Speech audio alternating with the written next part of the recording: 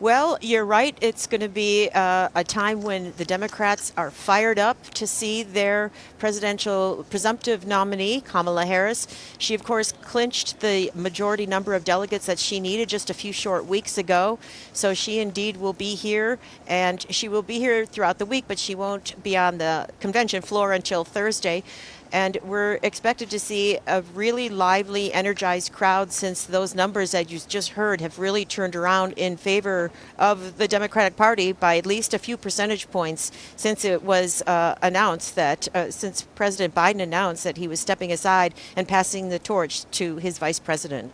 Carol, for many of our viewers around the world, they would like to hear what's the historical purpose of this kind of convention?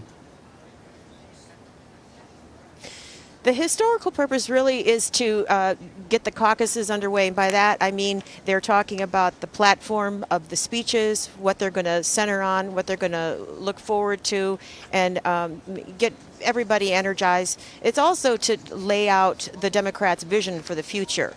And specifically, that's going to be with Kamala Harris and her running mate, Tim Walz, to explain that. But it's going to be a big run-up to Thursday night with lots of other speeches doing that same thing. We're going to hear from Hillary Clinton, the former Secretary of State, who was in the Obama administration, who also ran for president, of course, and did not win against Donald Trump, who, again, is at the top of the ticket for the Republicans. We're going to hear from Bill Clinton, her husband, a former president. We're also going to hear from Barack Obama himself, former president, and his wife, Michelle.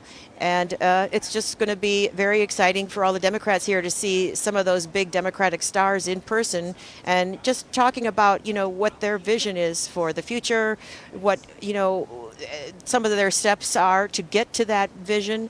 That includes talking about, the respect and the need to respect the middle class Americans and how they will help them.